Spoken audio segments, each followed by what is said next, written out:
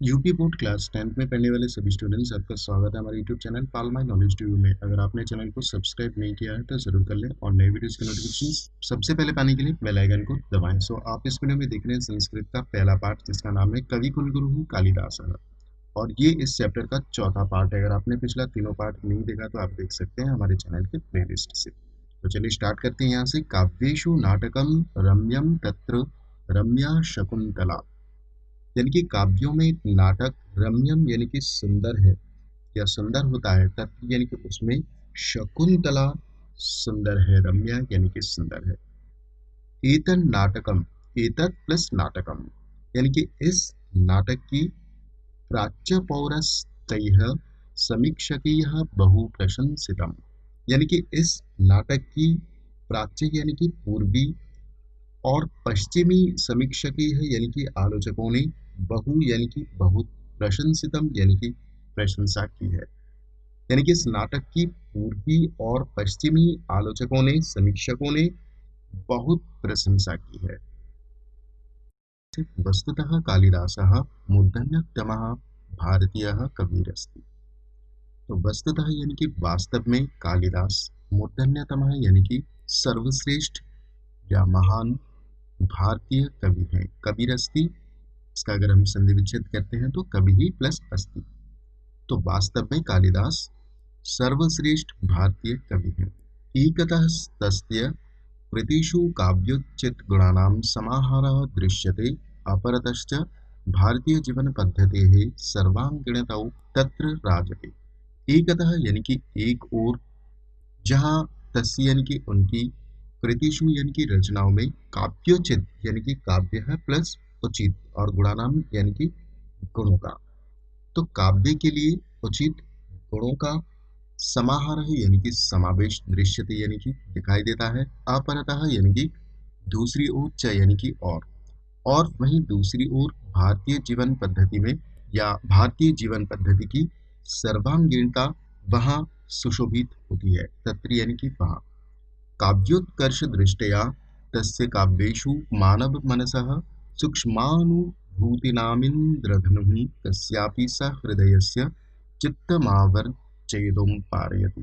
काव्य उत्कर्ष यानी कि काव्य की श्रेष्ठता और दृष्टया यानी कि दृष्टि से, तस्य यानी कि उनकी या उनकी काव्येषु यानी कि काव्य में, मानव मनस यानी कि मानव मन की, सूक्ष्मानुभूति यानी कि सूक्ष्म अनुभूतियों का, इंद्रधनु यानी कि इंद्रधनुष, कस्यापि यानी कि किसी भी, सहृदय से यानी कि सहृदय को, चित्तम और अवर्जयितुम यानी कि चित्त को या मन को, सहृदय के मन को जीतने के लिए या प्रभावित करने में, पारयति यानी कि समर्थ है।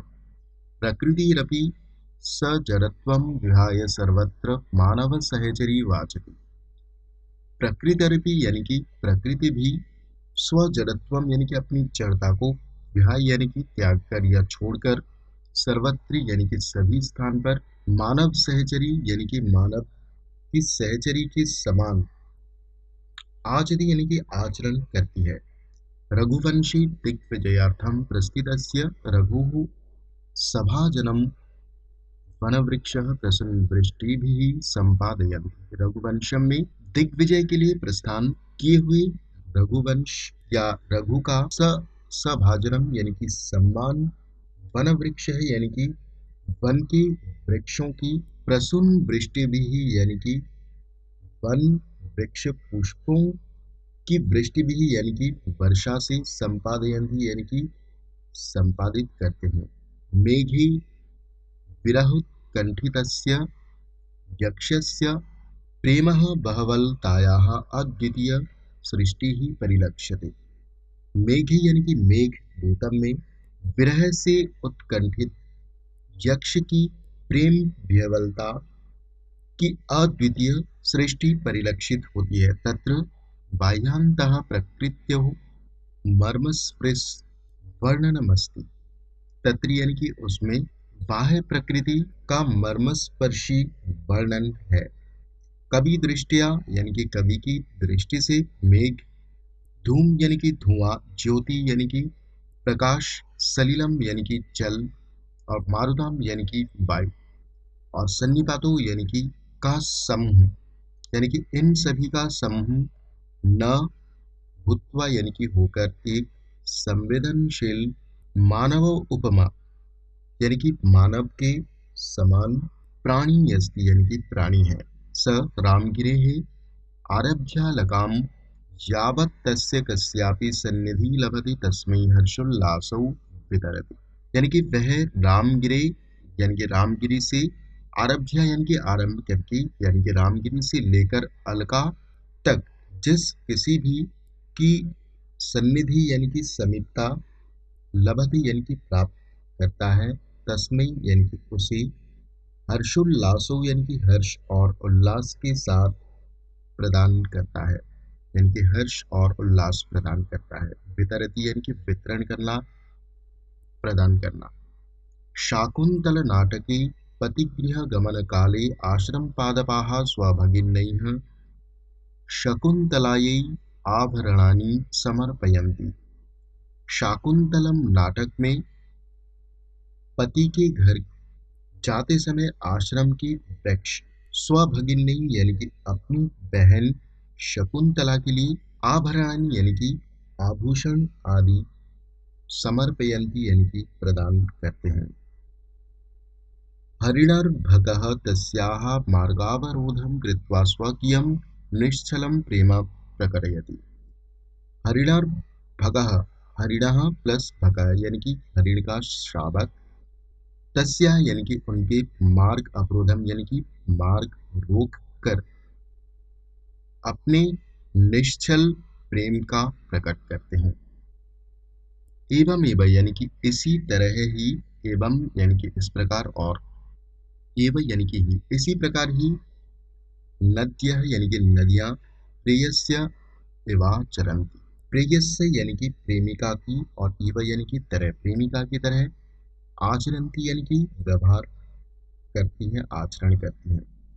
सूर्यः अरुणोदयवेलायां स्वप्रियतमायाः नलिन्याः तुषारबिन्दुरूपाणि अश्रूणि स्वकरैः परिमृजति। सूर्य अरुणोदय यानी कि अपने उदय होने के समय अपने प्रियतमा नलिन्या यानी कि कमलिनी के, तुषार बिंदु यानी कि ओस रूपी, रूपाणी यानी कि रूपी यानी कि ओस के बिंदु रूपी, अश्रुणी यानी कि आंसुओं को, स्वकरे है यानी कि अपने किरणों से या अपने हाथों से, परिमृजत यानी कि पहुंचता है। कौन? सूर्य। इस समय अरुणोदय बेलायाम यानी कि अपने उदय होने के समय अपनी प्रियतमा के लिए कमलिनी के ओस की बिंदु रूपी आंसुओं को अपनी किरणों से या अपने हाथों से परिमृजति यानी कि पहुंचता है। तो स्टूडेंट्स, यहाँ पर चौथा पार्ट में यहाँ पर समाप्त करता हूँ। होप आपको ये वीडियो अच्छा लगा, आप हमें कमेंट में ज़रूर बताएं, और इसी तरह की वीडियो अगर आप पाना चाहते हैं तो आप हमारे चैनल के साथ बने रहिए। तो मिलते हैं अगले वीडियो में। Thank you.